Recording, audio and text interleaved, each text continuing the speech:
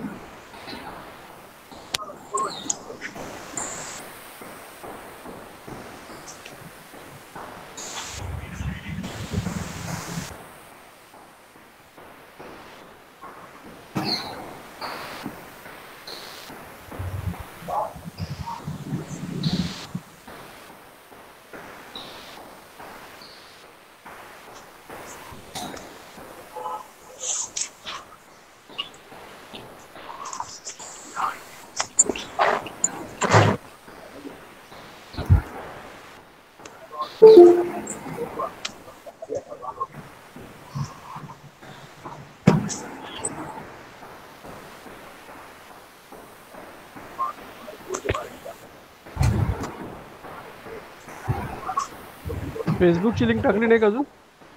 टाकली आहे सर. आता टाकली.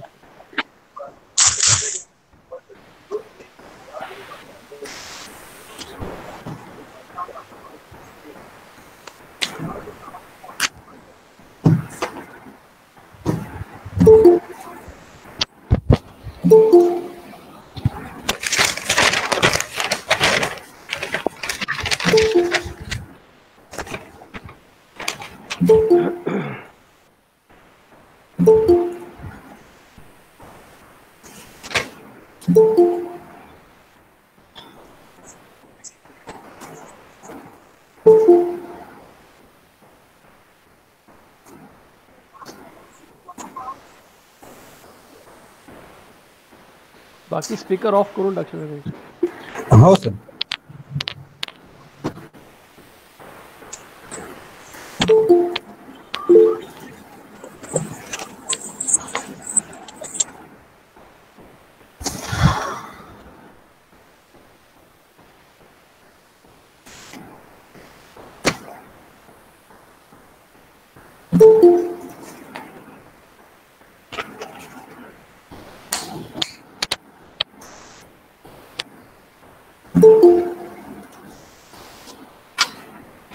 स्टार्ट करायचं.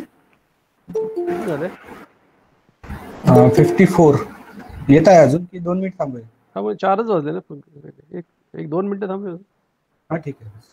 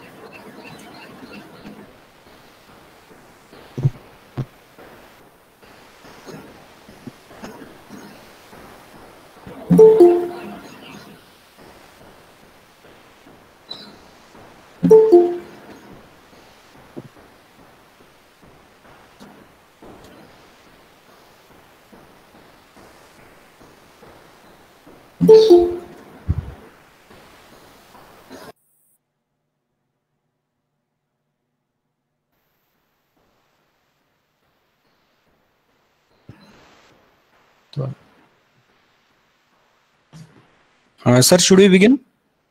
Okay. Very good afternoon to all. Dr. R.D. Kokate, Principal, Government College of Engineering, Jalgaon. Dr. M.J. Sabre, TechCube 3 Coordinator, Government College of Engineering, Jalgaon. Dr. S.S. Pusatkar, today's speaker and Head Civil Engineering Department, Government College of Engineering, Jalgaon. and all participants. I welcome you all at this last session of this 3-day webinar series on present and future practices in civil engineering. The last session of this webinar series is on MICP for soil improvement, to be delivered by Dr. S.S. Pusatkar. Dr. S.S. Pusatkar is Professor and Head at Civil Engineering Department, Government College of Engineering, Jalgaon. He has completed his B in 1988, ME in 1991. He received his PhD in 2005 from IIT Roorkee. He has worked with number of organizations such as BP Construction Nagpur for 1 year, Konkan Railway Corporation Limited, Government Polytechnic Latur, and 3 other organizations such as Government College of Engineering Pune, Government College of Engineering Amravati, Government College of Engineering Jalgaon. He is presently serving at Government College of Engineering Jalgaon. He has worked on 2 AICTE sponsored projects and received number of awards from renowned organizations such as Cognizant and Konkan Railway Corporation Limited. His publications include 28 research papers in international journals, 2 research papers in national journals, 27 research papers in international conferences, more than 40 research papers in national conferences. 5 research scholars are pursuing their PhD under the guidance of Dr. S. Pusatkar sir. I request Dr. S. Pusatkar sir to please begin the session. Thank you. Okay, good afternoon to all. Please, I request all participants to unmute their mics. There is a disturbance. There is a noise. So I am thankful to Professor Vikas for giving this opportunity to deliver the lecture in the webinar series organized by the Institute. The topic is MICP, a new approach for soil improvement. Now, we are all aware about what is soil improvements. There are n number of methods available for soil improvements. Still, the work is going on in the area of the soil improvements, and the new approaches are evolved for performing the soil improvement. The presentation of mine will be in the context of, first we'll see what is soil improvement, what are the present methods, and then we'll see what is MICP, how it is useful, what are the applications, and what are the experimental work has been carried out on MICP. At present, no field work is referred by me. I have not seen. So at least this approach is at the laboratory level and to be implemented in the field in near futures. So I will start with my presentation with what first point is. Okay, what is soil improvement? We know a definition of soil improvement as the soil improvement means the improvement in the engineering properties of soil to enhance the stability or the bearing power or bearing capacity of the soil by the use of controlled compaction, proportioning, and or the addition of suitable admixtures or stabilize or other suitable methods or means. So it is basically the improving the properties of the engineering characteristics of the soil to gain its property which is deficient in that particular soil. So, and how it is occurs, the improving of the soil samples implies the modification of the properties of soil water system. Everyone knows the soil is a 3-phase system which consists of soil, solid, water, and air. So soil improvement is related with these 3-phase system of the soils, and we try to act with this system to enhance the properties of the soils, and that property which is enhanced in the soil should be lasting forever throughout the life of your project, and it is serviceable for that particular project. So this is what expected from the soil improvement. The basic principles of the soil improvements, as we know, is we reduce the volume of voids by using different means. Reduction in the voids result into the reduction in the porosity, of course, so that may reduce that it densify the soils. Other, maybe we try to fill the voids that cannot be eliminated, and this filling the voids with certain foreign materials results into reduction in the permeability of the soil. Similarly, we try to bind the particles together, increasing the bonding between the grains. by means of some cementing agents, and this binding results into the increase in the mechanical strength of the soils. So on these three basic principles, the soil improvement works. Now, when we need soil improvement, the situation where we go for soil improvement, the first things when you go to the site, we find out the suitability of the site. We do soil investigation, different field tests may be conducted, laboratory tests may be conducted, and depending upon the project, depending upon the importance of your project, you do soil investigation and find out whether the present soil is suitable for the taking that particular load with the desired life, with the desired span of the life of the structure, without detrimental to the settlement failure, without detrimental to bearing capacity failures. So after investigation of the soil, if you find that soil is unsuitable and it cannot support that much load which is expected from the structure, and we cannot avoid the place because of its position, and we need to have a project at that same location, and therefore definitely it is necessary to improve that particular ground, improve the soil mass, so that we will able to use the same site for your construction. Even in the construction of the road, whenever we get this poor soil or the subbase is very poor, we improve that subbase with the help of modification by adding some materials, maybe cement, maybe lime, or maybe chemicals, and that improves the subgrade properties and soil conditions. The third point is the need is limitation of the space and the economic motivation. As I said earlier, definitely the space is limited in India, and with the limited space we have to erect n number of structures. Also, many times the importance of that particular location is such that it involves a economical zone, and there we want to construct the structures. Suppose if we take some port area where we have to do some refinery work, then definitely we need to improve that soil if it is a poor soil. So depending upon all that situations, we need to go for the soil improvements. So all these aspects which I earlier stated had been diagrammatically can be explained here, that slip failure of or the settlement prevention of the embankment, we need to improve the soil if there is a base failure. If there is a base failure of the soils, to prevent that base failure, we need to improve the soils. Or for the in case of road, subgrade is improved. As I said, the settlement prevention of the road. We can provide the foundation treatment to the soil to rest your foundation on that soil, maybe for residential building, commercial building, or industrial buildings. Also, due to the industry, if there is some pollution or the contaminant has been added due to the industrial and resulting to the pollution of the soil mass, then we need to some method to remediate that soil, that is called as a remediation of the soil mass, and that remediations again need the improvement of the soils. So solidification and the stabilization of the contaminated ground because of the industrial pollutions. For large project, definitely for heavy equipment foundations, we need a strong foundation, and if you have a very soft soil and we wish to provide an industry at the same location, definitely we go for the improvement. Similarly, the major problem of liquefaction because of the earthquakes, for fine saturated soils, when the earthquake takes place, there is a sudden loss of the shear strength resulting into the liquefaction, and the probable failure of the structure do occur.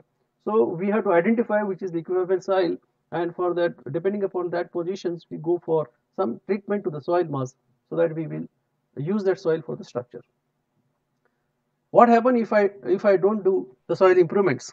As definitely if I don't do the soil improvement, bearing capacity will be less, settlement will be more, permeability will be more, and that may result into the settlement or the tilting of the structures.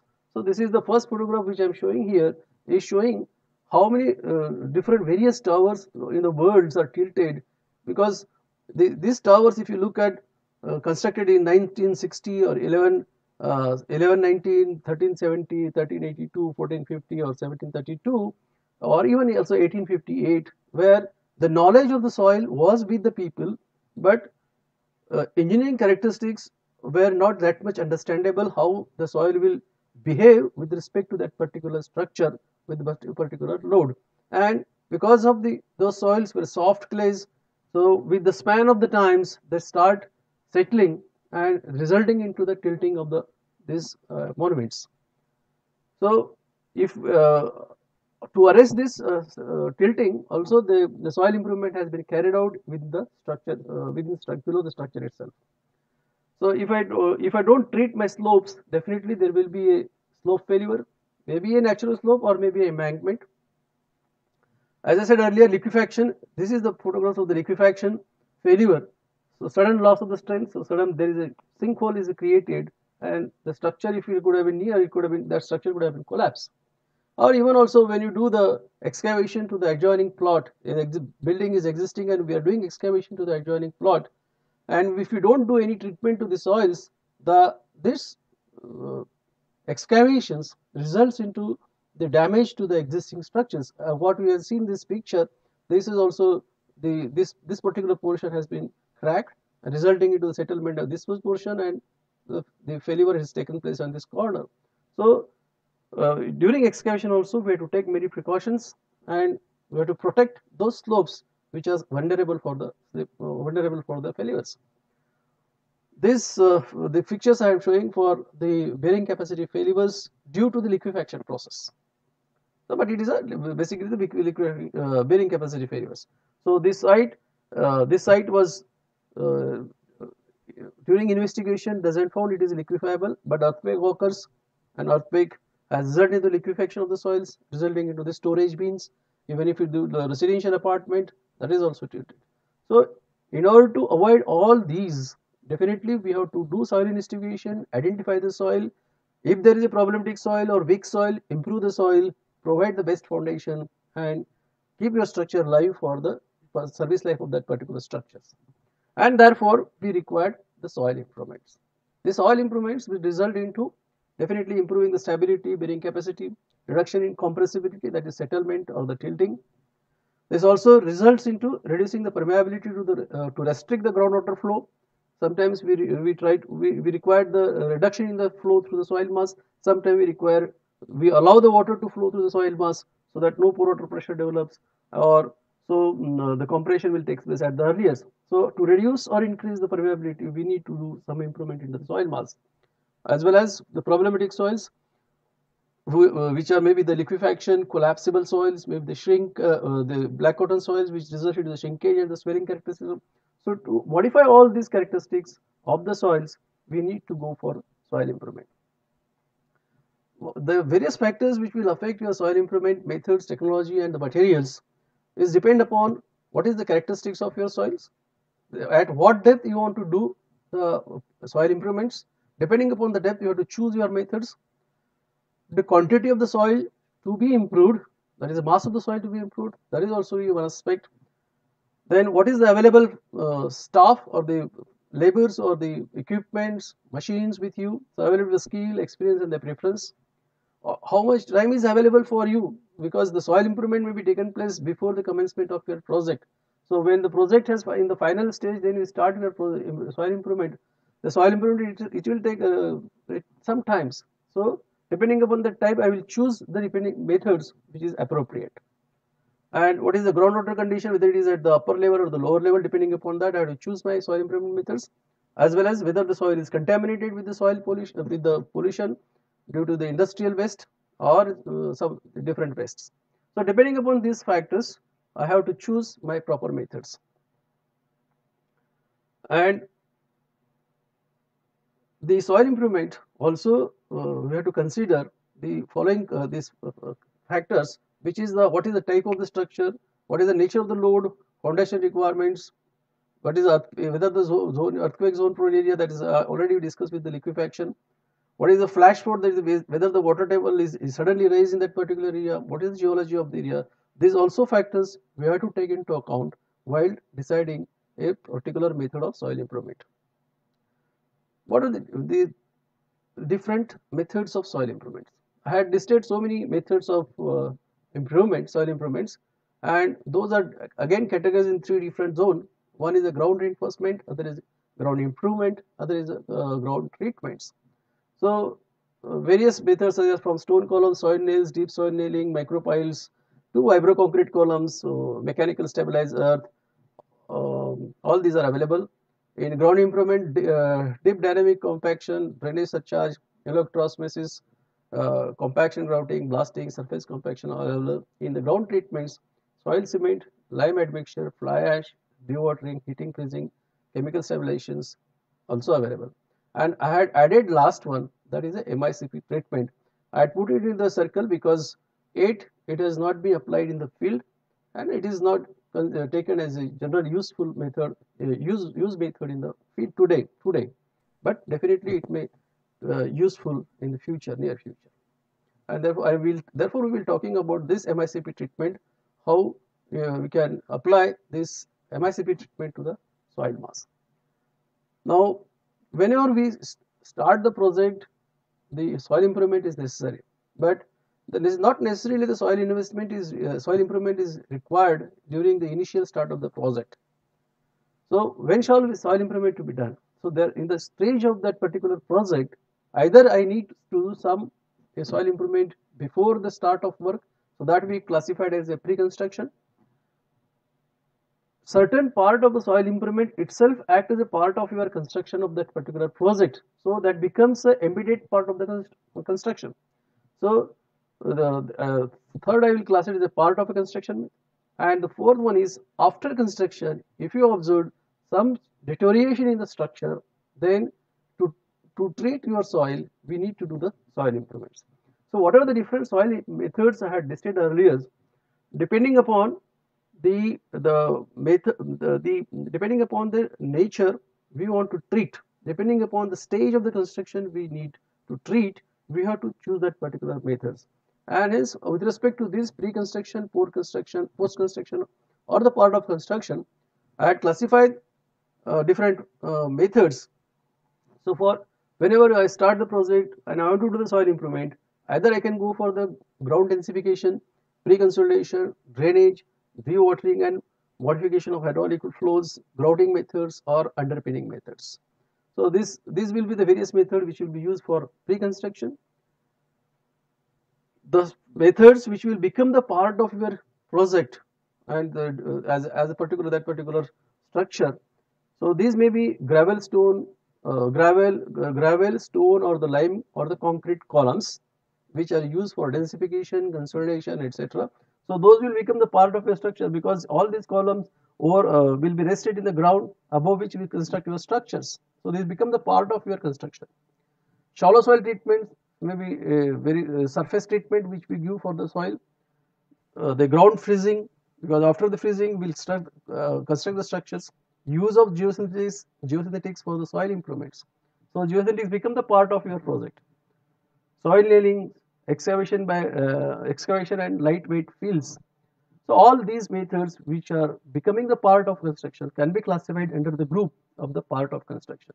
And the third one, which I stated, as a post-construction. So after the project is completed and the some period is over, maybe 5 years, 10 years, and after that we find out there is some relief in the structure, and we find out cracks in the structures or settlement in one particular area, then we need to do some improvement in the structures, and that we call as a post-construction activities. So some of the methods which we are using in the pre-construction may also be useful for the post-constructions. Okay, so maybe grouting, soil nailing, drainage, dewatering, anchoring, and bioengineering. That bioengineering basically is another terms which is used for the treatment of the surface of the slopes with the help of grass and all that matters. So all related to that will be clubbed into the bioengineering. So if I want to protect my slope erosion, I can do bioengineering. So that is come under the post-construction parts. So these three aspects of the constructions definitely be required improvement either in the case whether it is a pre, post or part, and we have to choose a proper method for the ground improvements. The choice of the method is also based upon the type of soil. Already I had listed that factors, and the first factor was the type of the soils.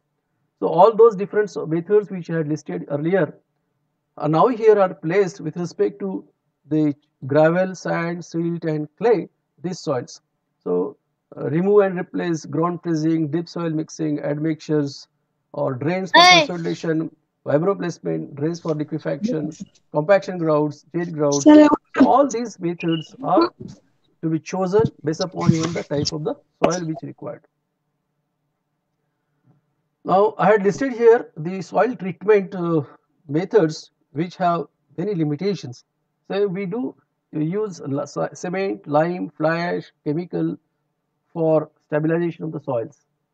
Now, if I do the soil cement stabilizations, I have what is the limitation is we require large quantity of cement, large scale machinery is required, special procedure or for deep stabilization is required, and the last main point is the production of the cement itself emit high carbon, and a lot of waste is also generated during cement manufacturing. So, the cement product itself is a high carbon emission product. When I go for the lime, it is not suitable for the sandy soil, it is used for the cohesive soil.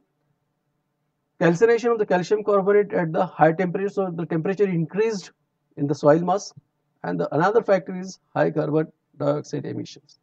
When I go for fly ash also, the disadvantage is major high energy consumption and carbon dioxide emission, because we required energy for the burning of the coals, and then that fly ash will form, and we are using that fly ash for stabilization.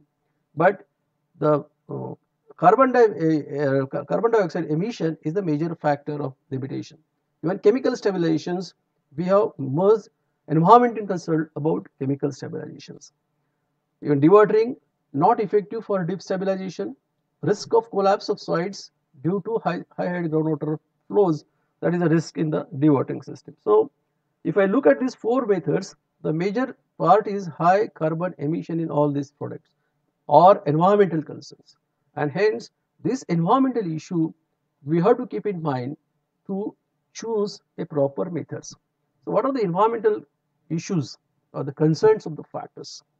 That we should not adopt too much artificial material for the ground improvement. We should not adopt too much artificial material to the ground improvement. Whether you are using geosynthetics, whether you are using this lime, fly ash or something, that is artificial materials.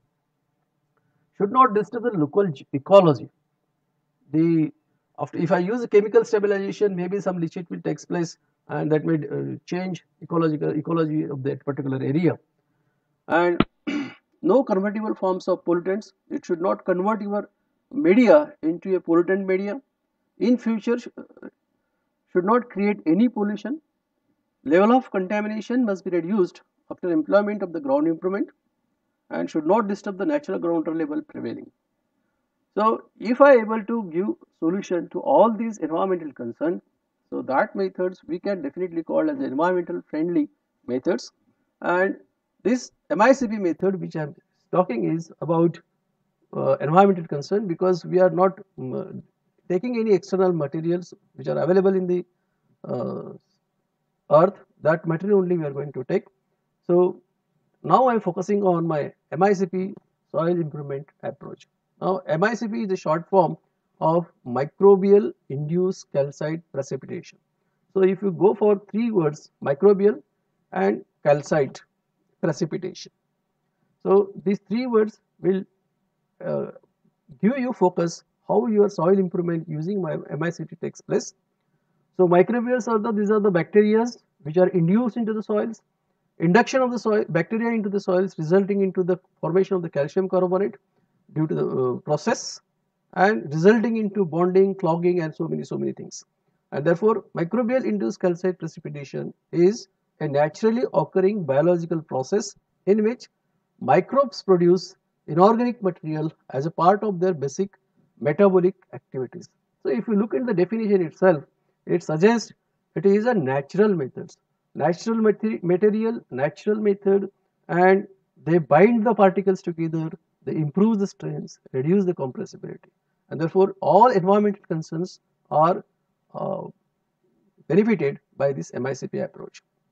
The calcium carbonate precipitation is governed by the four key parameters, that is how the calcium concentration is there in this bacteria, concentration of dissolved organic or inorganic carbonate, what is the pH level. This pH level is a major point which concerned about the bacterial or the calcium carbonate formation. Then availability of nucleation sites. So the bacteria is the main component which are going to use in MICP, and hence we should understand what is the role of bacteria in the MICP. The bacteria definitely helps in mineralization. This bacteria helps in mineralization. This occurs by as a byproduct of microbial metabolism. Is a byproduct of microbial metabolism.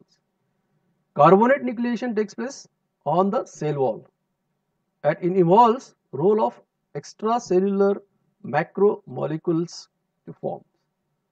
So this bacteria helps in formation of these three structures, three activities, resulting into a component of calcium carbonate, which become a hard, strong, and gives the improvement to the soil mass. The microorganisms which are used in MICP precipitations. So we classify this bacteria into four different classification. One is the photosynthetic organisms, which are such as based upon the cyanobacteria and algae, which develops based on photosynthetics. Sulfate reducing bacteria that are responsible for disseminatory reduction of sulfates. Organism utilizing organic acids. And the last one is organisms that are involved in the nitrogen cycle, either aminifications of amino acids, nitrate reductions, or hydrolysis of urea. Out of all these four different groups of microorganism in MICP, hydrolysis of the urea or the urea hydrolysis is the commonly used, because most of the people have worked on it. So MICP via urea hydrolysis is the simplest and most widely used method for precipitation of carbonate for several technical applications. For engineering point of view, so hydrolysis of the urea is a way which we can use for MICP. How urea hydrolysis works? In step 1, if you look at, this is a soil particle and these are the bacteria. This is a bacteria. We have to grow this bacteria in a controlled environment, give some growth nutrients to this bacteria. So this bacteria secretes the urease enzyme, that is urea amino hydrolase, and this secretion results into the breakdown of urea into NH3 and dissolved inorganic carbons. And this chemical reaction which is stated here, finally it results into the formation of carbonate, and that carbonate react with the calcium will form the calcium carbonate. Here, so inorganic carbonate has been formed. So, and the step 3 results into, in presence of calcium ion in media, cell attract calcium ion by surface absorptions. So these bacterial cell attract this calcium ion towards it, and they stick up to this bacteria, resulting into the supersaturation of calcium oxide or in a bacteria cell wall. So if you look at this, bacteria is now surrounded by all calcium ion, and this calcium ion plus cell resulting into cell calcium plus earlier carbonate which has been carbonate which has been formed here. If I react together, they will form a calcium carbonate. So the carbonate precipitate develops on the external surface of the bacterial cell by successive stratification, and this calcium carbonate forms the bond between the soil particles together, resulting into the strengthening of the soils. So this is basically the 4 steps how the bacteria helps in formation of calcium carbonate, resulting into the soil improvements. Now if I go for the bacteria, there are different type of bacteria based upon the shape, gram strain, oxygen demand. Based upon the shape, if I classify, it may be the Spirilla, Bacilli, or Cocci. Gram strain may be gram positive, gram negative. Oxygen demand, aerobic and anaerobic. In MICP, you go for the aerobic bacteria.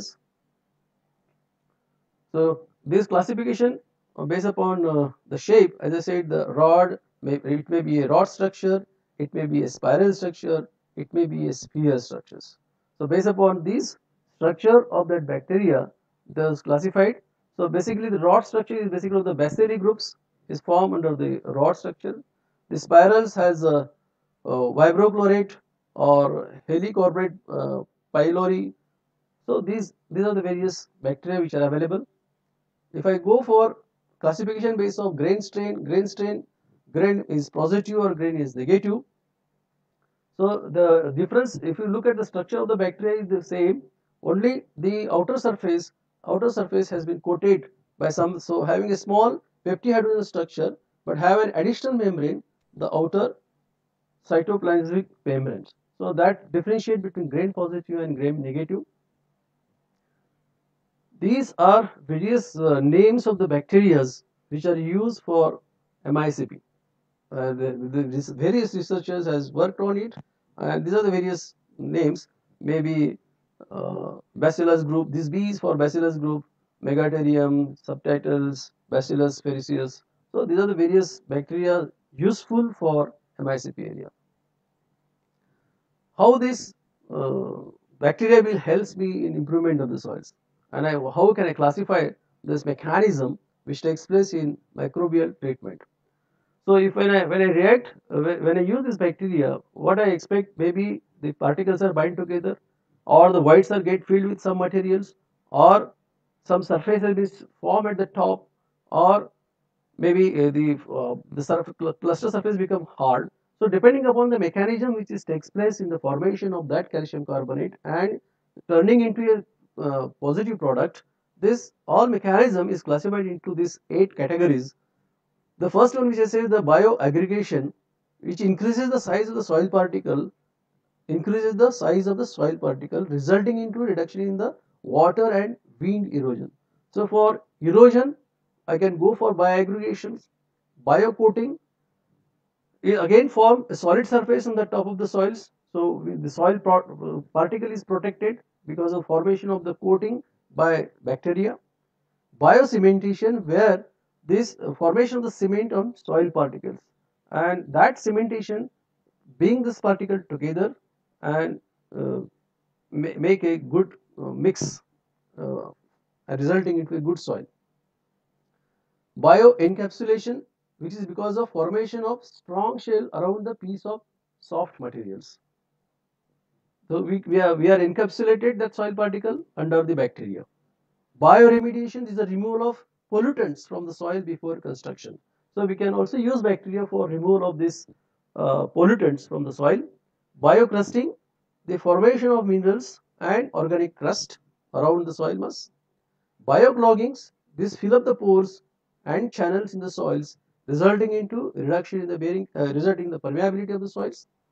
And biodesaturation, this is the formation of biogas decreases in saturation and liquefaction potential. What it decreases? It decreases saturation and liquefaction potential, because liquefaction is occurred when the soil is saturated, and hence, so all various activities I can attach to bioterms, and those bioterms from bioaggregation to biodesaturations, entire bacteria community can be utilized for various activities. So based upon these, we'll see what are the applications of this one, and we are main focusing on these two aspects today. One is the biocementation, other is the bioclogging. So what is biocementation and bioclogging, that we'll look at. So bioclogging is the production of pore filling material through microbial means, so that the porosity and hydraulic conductivity of the soil can be reduced. Bioclogging, clogging means we are filling something into the voids. This which is filled into the voids will be definitely block the channel of your flow, and it will reduce the permeability. It aims at making soil more impermeable, so biogun can also be used to seal for leaking construction pit, landfills, or the dike. So the bacteria which will able to develop this will be used for preparation of the clay cover on the landfills and so and so. So these two figures indicate this is the original soil with having the voids. All these voids are now filled with the bacteria's formation, calcite formation. So it becomes a clogged soil because all the voids are filled. So the production of bacterial exopolymers in C2 can be used for ground improvement. Exopolysaccharides producing bacteria also improves the ground by reducing permeability. This concept is also used in earthquake liquefaction mitigation, long-term stabilization of soils. Application of ammonium solution decreases the hydraulic conductivity. The next point is biocementation. Again, bio and cementation. Cementation process, everyone knows. Bio is related to the biology, and it's a what you can say the geotechnology. Maybe the next branch which will come up in near future of the years. So biocementation is the generation of particle binding materials through microbial process in situ, so that the shear strength of the soil can be increased. Definitely, when the cementation takes place, particles will be joined together, the strength characteristics will be increased. It is the formation of the soil particle binding materials with the aid of microbes and the additives. So if you look at this figure below, these are the particles again in the original position. Now in clogging process, we had seen the voids were filled up with this one uh, bacteria. Now when I'm going for a cementation approach, what is my expectation is the soil particles are strongly bonded together. So if you look at this, these are showing how the particles are bonded together. The work has also been done with improved soil characteristics with the help of MICP, and the sample were tested on the SEM, that is scanning electron micrograph. Now if you look at here, this shows the formation of calcium carbonates, and here these two sand particles are joined together with the help of these calcite formations, which show how this cementation works with the help of bacteria. So such a strong bond is formed that your loose sand, can become a strong rock, just like a rock. The binding of soil particles with the sulfide of metals produced by the sulfur reducing bacteria. So this can be done with the sulfur reducing bacteria. Binding of soil particles with the carbonates of metals produced by hydrolysis of urea. Binding of particles with the ferrous and the ferric salts and hydroxide produced due to the activity of ion reducing bacteria. So based upon the classified bacteria which we have seen classification, based upon that we can use the bacteria for the biocementation. The next term is biogrouting. We know grouting, we do cement grouting, chemical grouting, inject something into the soil, and that injection results into the grouting material should be such that it will be able to penetrate through your voids, small cracks, and those cracks are get sealed. That is the purpose of a grouting. Now even using bacteria also we can able to do that. Grouting, and that grouting is termed as a biogrouting. It includes injection of the specific group of microorganisms into soil mass, which connects existing sand grains and thereby increase the strength of the materials. So you can inject, and those can be injection methods can be used for uh, strengthening your soil mass. Even now the people are working on the concrete also. They are using bacterial for as a injection materials for improving the cracks in the concrete also. This picture basically shows all those applications which are listed here. Will be showing you how the characteristics of the soils are get changed. The permeability of the soil is getting reduced, stiffness of the soil increase, compressibility is also reduced, shear strength also increases, and volumetric response, that is swelling and shrinkage, that also change, which results into the soil compatibility, pore fluid compositions, biostimulation, spatial uniformity, or permeance. So all these characteristics can be used. Similarly, if I go for the erosion characteristics, I can use my bacteria for so many purposes. For erosion control of this slope, upstream slope, downstream slope, or for the improving the soil within the berms, or for reducing oxygen flux here for the as acting as a barrier here, co-precipitation or the sequential of heavy metals, low permeability barriers. So we can use this MICP treatment to act as a barrier, to act as an erosion controller, to act as a cementation, to act as the clogger material to reduce the permeability. So there are the various MICP applications. So in nutshell, I can group together all these applications as fix the leakage of the groundwater in underground construction or in embankment, control erosion of the banks of the coastal area, give vertical stability for oil pumping wells, increase the bearing capacity of foundation, prevent the piping in old dams and the dikes. So these are the various applications where MICP can be used. Okay. So to understand all these, the various works is going on, and definitely this will be useful in all these areas. So basically, the MICP is based upon the bacterial performance, and this bacterial performance uh, will depend upon different environmental factors, different characteristics of the soil, different characteristics of the bacteria. So various factors which are influencing the performance of MICP are the nutrients. We have to feed nutrients to the bacteria so that they will grow and calcium carbonate will form. So what nutrients we are going to add into the soil, what type of bacteria we are going to use, what is the geometric compatibility of the bacteria, depending upon the shape of that particular bacteria also affect your performance. What is bacterial cell concentration in that particular material? What is the temperature? What is the pH value? pH plays a major role in uh, MICP, because if the pH is less than 7.5, it becomes the bacterial formation will not take place, or the calcium carbonate doesn't form. And which type of methods you are, whether you are using injection method, mixing methods. So the method which are used for MICP also shows the performance of the soil get affected because of these various process when I go for MICP.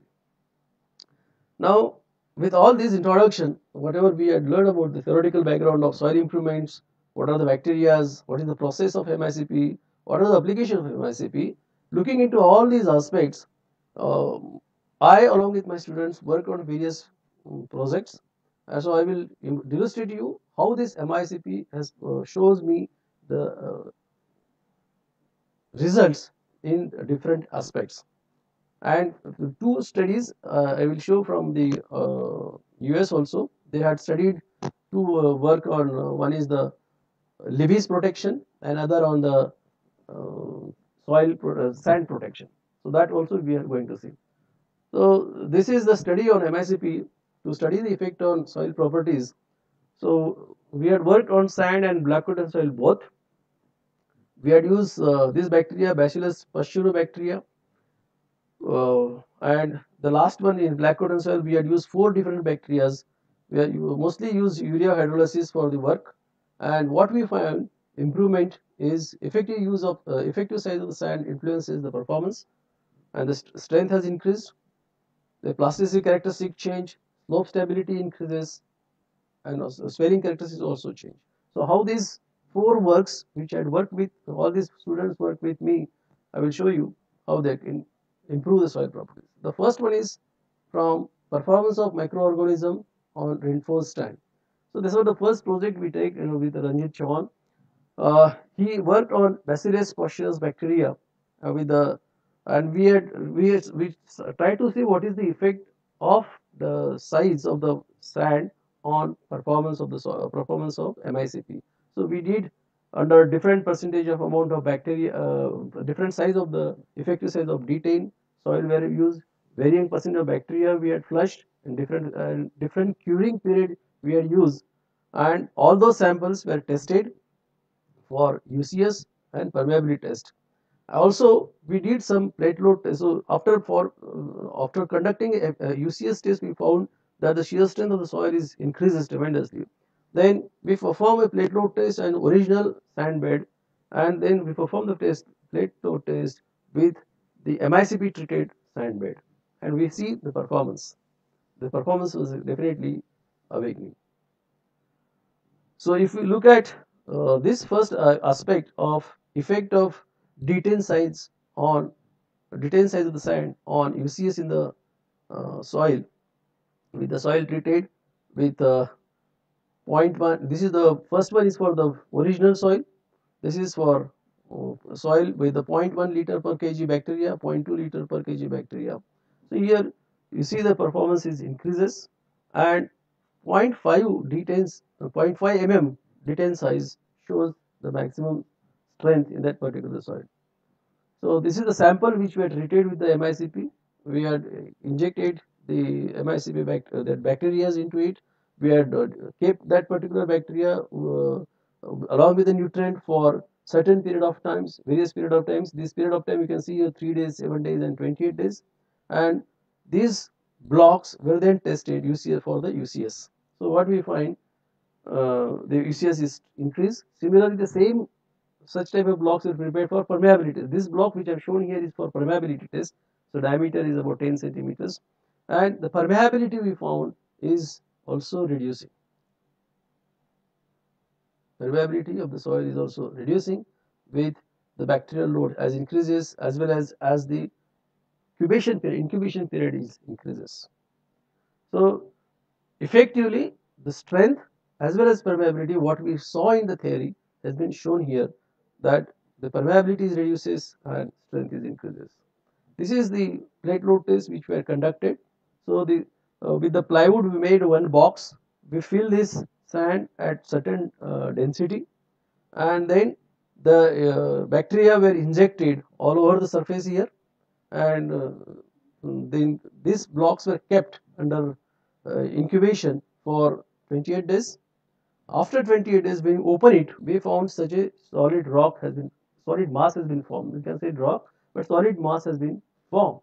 This solid mass, then we had shifted into a model plate load test,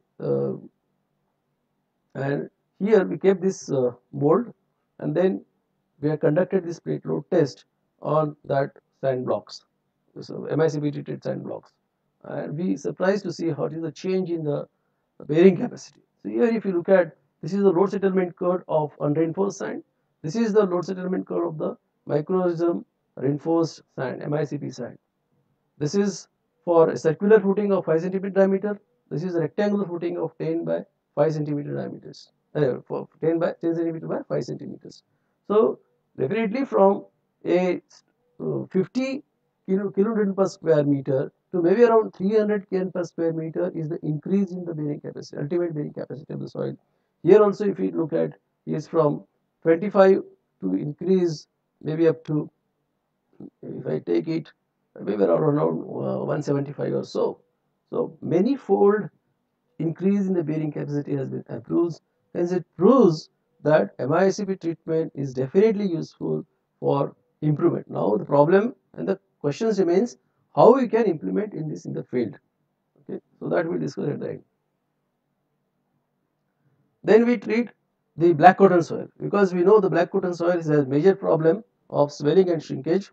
It's swell when there is a water, we shrink when there is a dryness in the soil mass, and resulting into the volume change of the soils, and this volume change reflects in your structures, maybe a flooring which is shown here, maybe road pavements, or even maybe the cracks in your buildings which appears because of the black cotton soil founded, the structure founded on black cotton soil.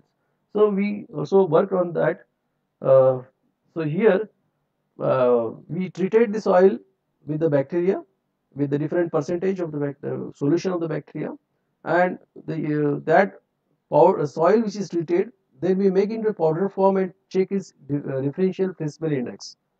And we differential feasibility index, when we see there is a reduction from 75 around 65% to hardly 10% or so when I go for 15% of bacteria. So there is a decrease in this differential feasibility index, indicating that shrinkage is arrested, because can be arrested by this. So therefore we thought we will go for the swelling pressure test. So swelling pressure test, which we look at here, this is at the 0 concentration. That is the original soil which has 120, 122 or 25 kN per square meter is the swelling pressure. This 110 or 22 kN per square meters has been reduced to near about 0 when I go for 10% concentration and 15 concentration. So this indicate that the bacteria can also improve the performance of black cotton soil, the swelling and shrinkage characteristics of black cotton soil. Again, problems becomes the penetration of this bacteria with the soil. So that is another issue. Then further, as we succeed in getting these two experiment on sand and black cotton soil, we further studied if we have a sand slopes, if you have a slope, and if you are, as I said earlier, there is a slope failures. So if such slope failure occurs, whether to prevent such slope failure, we can use this MICP treatment as a treatment for the arresting the slope failures. So we experimented with Ms. Revati Tavalare and we form slopes in a laboratory. So we make this plywood block, and the slope, if you look at, this is a slope which has been formed here, and this soil was injected here. The bacteria was injected through these holes. Okay, so after injection, incubation period over, then we shift this complete block into the plate load test setup, and there we conduct the plate load set. So to test this slope, we apply the load at this crest level, some distance away from the crest, some distance away from the crest, and we see how it is affected. So at the when I apply the load, at the end of the failure, we find there is a failure of this slope. The complete sliding of the slope has been taken place. But when we tested the same sand at the same density in the same slope inclination, we got some failure load, and at the end of treated MICP slopes, we find some load failures. So there is multifold increase, maybe around 300% increase in the load, which will cause the failure of MICP treated slopes, indicating definitely the strength increase in the slope. So if you look at this, the uh, curves of load settlement curves of the same plate. So here, this is a clean sand. This is a clean sand load. So when I keep the footing at the crest, when I keep the footing at the B distance from the crest, and when I keep the footing at some distance away, maybe 2B, this is 2B away from the crest. So every time, when I compare it with original sand, there is a multifold increase in the bearing capacity or the load carrying capacity of that slope. So this indicates that definitely we can also use the MICP for slope treatments. So here it shows what is the improvement in the load. So without improvement, original soil has 13 kN per square meter pressure, whereas when I treated it with the 14 days, it goes to 55.6.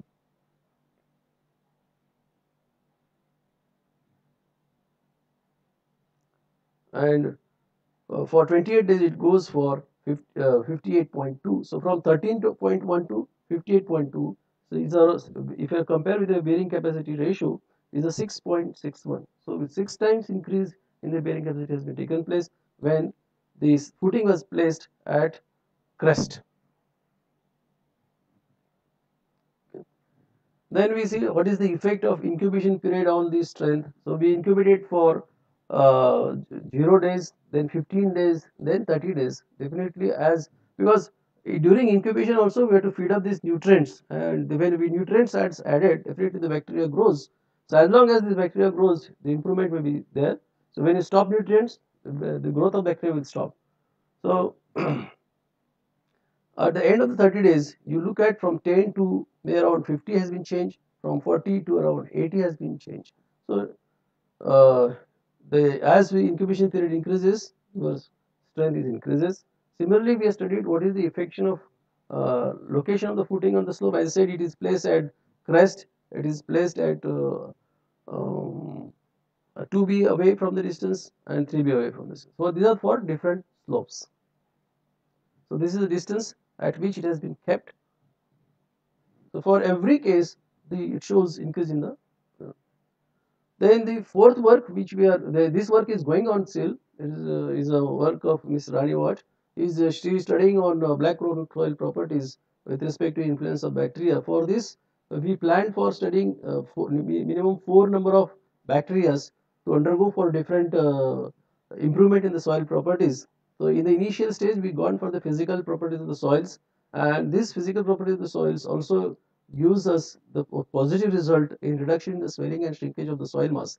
So if you look at this first, the 4 bacteria which we used, one was the Bacillus megatrium, Bacillus pascurus, Bacillus subtilis, and Pseudomonas. So in all these 4 bacteria, we found that the plasticity index of the soil is getting reduced. with respect to reduction periods and with the different percentage of the bacterial concentration which has been used in that solution. Okay. So plasticity index increase, that means definitely your soil characteristics have been increased. Then we tested this for the shrinkage limit of the soil. We know black cotton soil has characteristic of shrinkage. So original soil has 11% of shrinkage limit. That 11% has been reduced to 4.74 or 4.91, 3.81, 2.73. So definitely is except there is some result which are Pseudomonas is not giving that much reduction.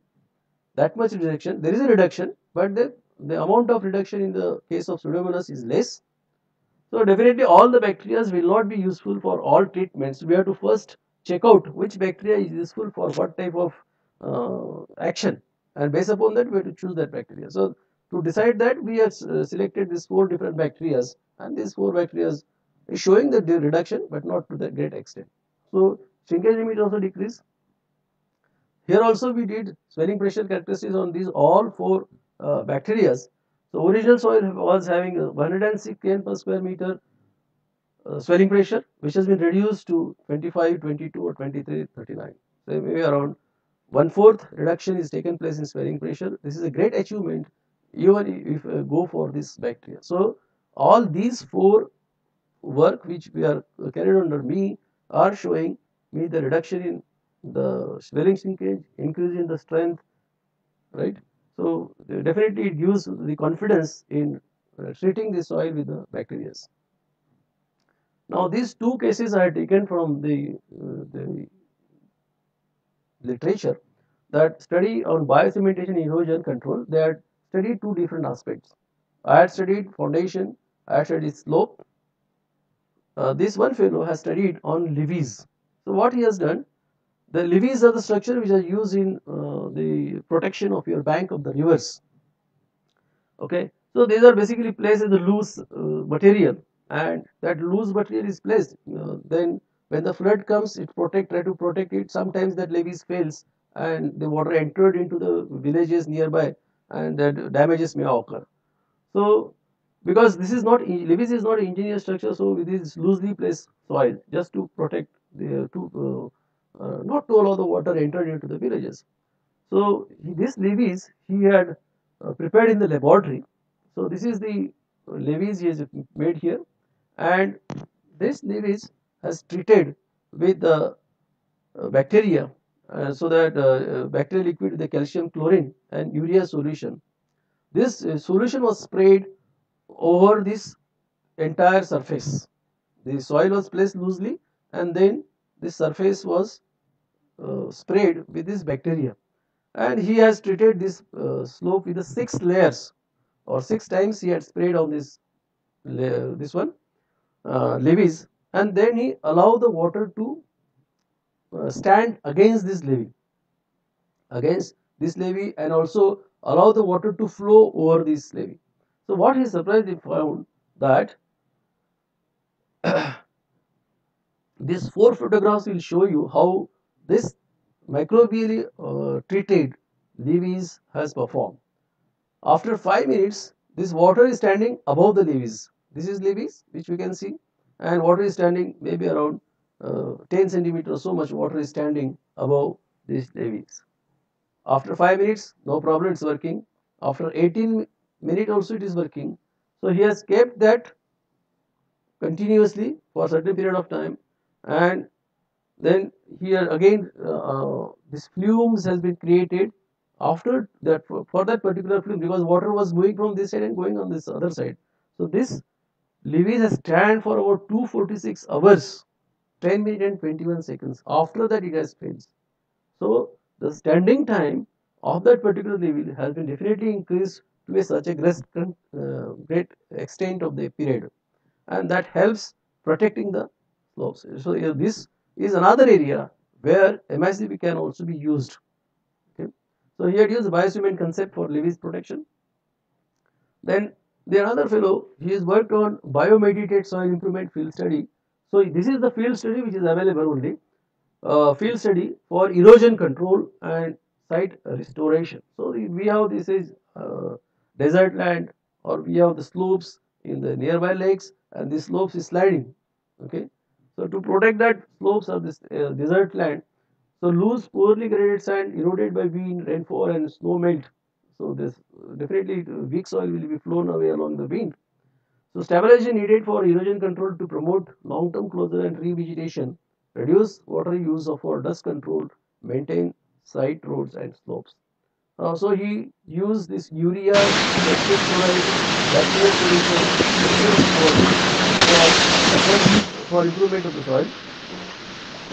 Please close the unmute your mic.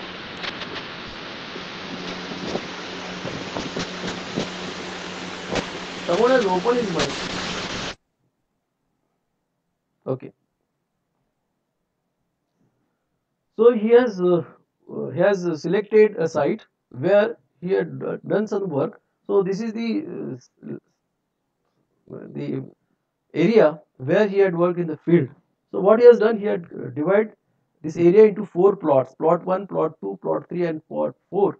In plot 1, he had added only water without any bacterial solution.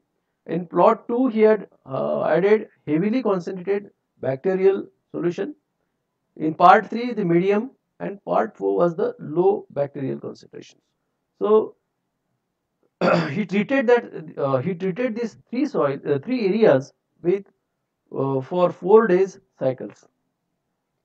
4 day cycles has taken, and they had gone for 20 days observation. After 20 days, he observed this particular area. So what they did, in the first day, bacterial amendment with nutrients were added. So along with the bacteria, nutrients were added on the first day, and remaining 2, 3, 4 days, only nutrients were added for the growth of your bacteria. After 4th day, again next cycle start with addition of bacteria and nutrients. In the same percentage were continued, whatever they had been chosen earlier. So these cycles were they had continued for 20 days. So 4 cycles he had completed. And as I said, this plot 1 is treated with water, plot 2, 3 with this different bacteria. And then we observed how the bacteria results into the changing in the characteristics of this soil. So for that, he had conducted dynamic cone penetration test, and this dynamic cone penetration test has given him the results which shows definitely change. Okay, we'll see how it has been shown. So what he has observed, the first evidence of the crust development. He had observed that wherever there was the bacteria treated area, there the hard surface was forming at the top. Whereas if you look at the untreated soil, there is the water slugging here. There is the hole has been formed here because water has flown into, because there was continuous water flowing. And the other was treated. This is the light treatment. Here also some formation has been seen. After conduction of this dynamic cone penetration test, this is the first if you look at this is for the original soil, and this plot are also taken part at 0 days in all the 4 different sites. So blue, the dark black one for the plot 1, which is only water treated. Whites, that is white circles, are for plot 2, which is heavily treated, and this blue dots are for medium treated, and the red one are for the lightweight treated. Okay, so this that dynamic cone penetration gives the treatment. So what is plotted on this graph is number of blows per centimeter on x-axis, and at the depth. The test was conducted at various depth: 5 centimeter, 10 centimeter, 15 centimeter, and so on and so. So all the 4 locations we had observed the up to 15 centimeter. There was what I can say, the 0 number of blows were observed. Okay, after treating the soil with bacteria, 4 different locations. So here if you look at, this is a plot. The next figure is for plot 1, plot 2, plot 3, and plot 4. So plot 1, plot 2, and plot 4. So this MICP treated soil has given the increase in the number of blows per centimeters. So this is a field study which is carried out by him, showing the improvement in the sand characteristics with the bacterial treatment.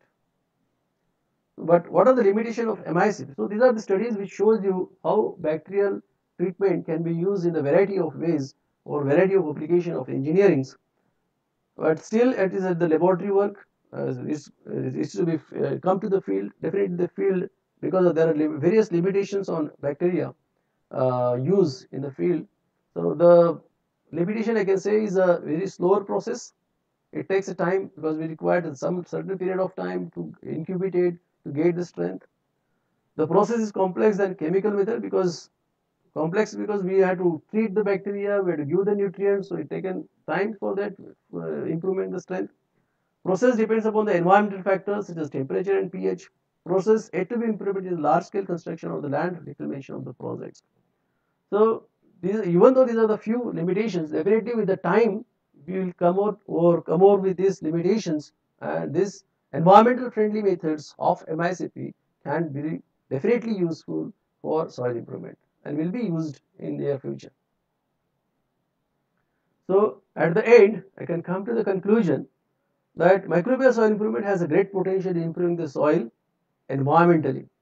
The main focus is on environment. So definitely when you go for the environment, the cost may be slightly higher than your normal. As we go for, if you go for Ayurvedic doctors, we have uh, cheaper medicine, but it takes longer time.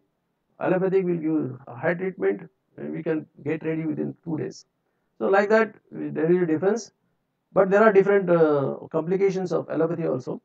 Okay, so bioclogging and biostimulation of the soil could be used in geotic engineering to improve the mechanical properties of soil in situ. Problematic soils such as black water soil can be treated with MICP, and industrial scale application of microorganisms in geotic engineering need to be demonstrated, and then only a confidence will build in civil engineers to use this bacteria for soil improvement. With this, I conclude my presentation. These are the various references which were used by me. Thank you very much. And if you have any questions, thoughts, and ideas, we can discuss. Thank you very much. Sir, we have some questions from the participants. Mr. B.B. Ladge wants to know how ground improvement by electro emission is done. How ground improvement by electro emission is done. Electro emission.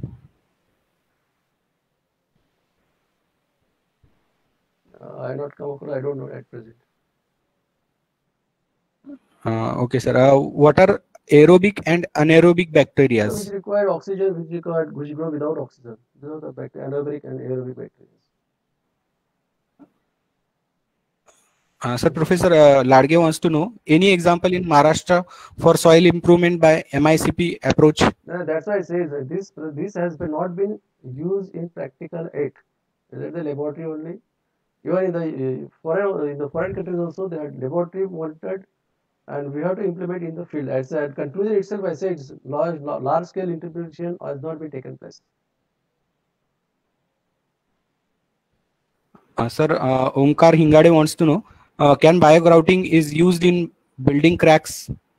Yeah, the work is going on. As I said, bacterial concreting work is going on. So the bio water is also coming. So bacterial water is also coming. So that definitely can be used in filling the cracks in concrete, in plaster, and everything. No problem. But work has to be carried out because it's definitely calcium carbonate. If it is generated at form, it can be used in a variety of ways.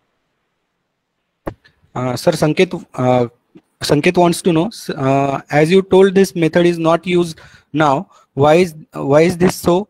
That is that this eco-friendly method is not used. Is research still going on? Yes, research is going on. In the last 15 years, the research is going on. Definitely, whenever any method which become popular, it takes years. If you go for geosynthetic also, reinforcement of the soil, the result, the work has started in 1980s or so. It become popular in 95 afterwards.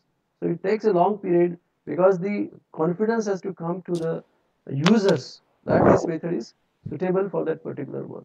So it's still work is going on, and this once some project has come up with this bacterial approach, definitely the people will go for this environmental friendly methods. Thank you, sir, for a very informative session on MICP for soil improvement. The session will definitely help field people, faculty, and students to get a better understanding of MICP approach for soil improvement. Thank you, sir. With this session is concluded, and we'll now proceed for the valedictory event. Okay, during this 3-day webinar series, we have covered number of topics related with the civil engineering. On the first day, the first session was on Sustainable Water Resource Management, delivered by Professor D.G. Regular, Government College of Engineering and Research, Avsari. The second session was on impact of lockdown on environmental conservation. The session was delivered by Professor Dilip Latai from VNIT Nagpur. The third session was on IRC approach for flexible pavement, delivered by Professor Prashant Nagrade of Sardar Patel College of Engineering, Mumbai. The fourth session was on structural audit and retrofitting of buildings, which was delivered by Professor G.R. Vesmawala of SVNIT Surat. The fifth session was on new challenges in town planning post COVID-19. The session was delivered by Professor Pratap Rawal of College of Engineering, Pune. And the last session was on MICP for soil improvement, which was delivered by Professor S.S. Pusatkar. I request any of the three participants to please share their feedback. You can unmute your mic. Okay. If anyone wants to share their feedback.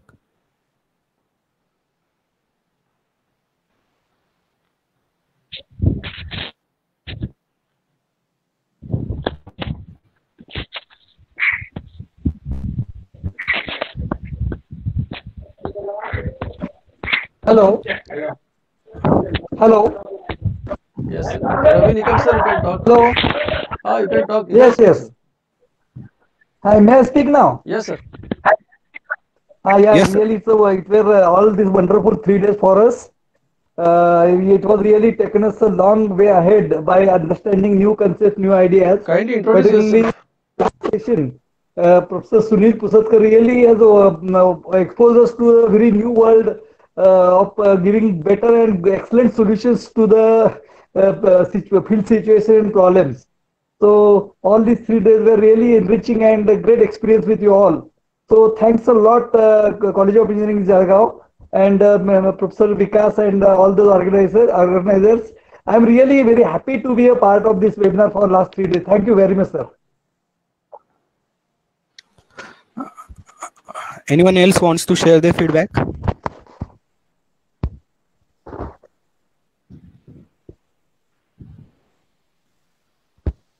Okay. I request Dr. S.S. Pusatkar, Head Civil Engineering Department, to please share his view on this webinar series. Okay. This webinar series on present and future practices of civil engineering, we thought to be conducted for 3 days, 1 day, 1 hour in morning and 1 hour in evening.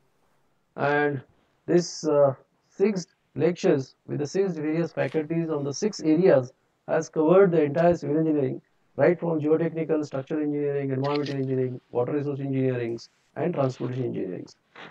And all the lectures were so informative that everyone has gestured with the knowledge in the 3 hours, in the 6 hours of 3 days. And I am very much thankful to the TQ 3 coordinator, Dr. Sabre, principal, Dr. Kokate sir. And definitely credit goes to the Professor Vikas Jadhav. He has done a lot of work in the behind the screen for connecting this to the Facebook, connecting to the Meet, and so and so. So a lot of effort he has taken. So I'm very much thankful to him also for organizing this, helping us in organizing this webinar. Also, this webinar could not have been success without the participants, and we got a humble registration, a huge registration for this seminar. and every day is more than 250 participants were joined either through Google Meet or through Facebook Live, and this shows the relevance of the topics which were chosen for this webinar. So with this, I am very much thankful to all. Thank you very much. Thank you, sir. I request Dr. MJ Sabre, sir, TechCube 3 coordinator, to please share his view on this event. I think sir is not there. I request Dr. R.D. Kokate, sir, Principal, Government College of Engineering, Jalgaon, to please guide us at this event. Sir. Good evening, dear all participants. So I must congratulate on behalf of Government College of Engineering, Jalgaon, for your heartily participations, active participations, and all the interactive sessions you have sincerely attended.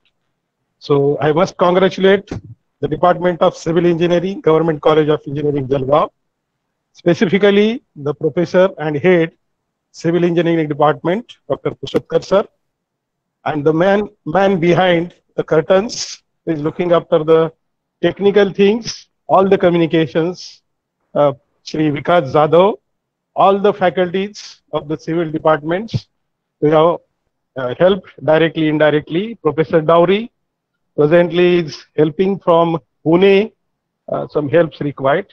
So I hope all the participants, I enjoyed all these 3 days, and definitely I am confident in future also all the participants will be in touch with Government College of Engineering, Jalgaon, and in future also I am happy to share some of the webinars that may be organized by all the departments, and I hope all will definitely participate in it. Again, I must congratulate all the participants and the organizers for participating in this 3 days webinar. So thank you very much. I extend my thanks to Dr. V.B. Dowry, Professor V.T. Patil, Professor S.W. Thakre, Dr. Saraf Madam, Dr. S.S. Pusatkar sir, Head Civil Engineering Department, Dr. R.D. Kokate sir, Principal, Government College of Engineering, Jalgaon, for providing necessary support and guidance for arranging this webinar series. On behalf of Government College of Engineering, Jalgaon, I extend my thanks to all participants for attending all the sessions of this webinar series. With this, I declare this webinar series is concluded. The feedback form link is provided in the chat box of Google Meet and comment section of Facebook group. The feedback link can be accessed up to 6:30 p.m. today only. The e-certificates of participants will be sent to their email ID within next 3 days. The participants not receiving the certificates should contact with coordinator of the event after 3 days only. Email ID of the coordinator is provided on the brochure of the event. It will be also shared on the WhatsApp group also. With this, I declare this webinar series is concluded. Thank you. Thank you all. All the participants, after copying the feedback link, can leave the meeting. Thank you.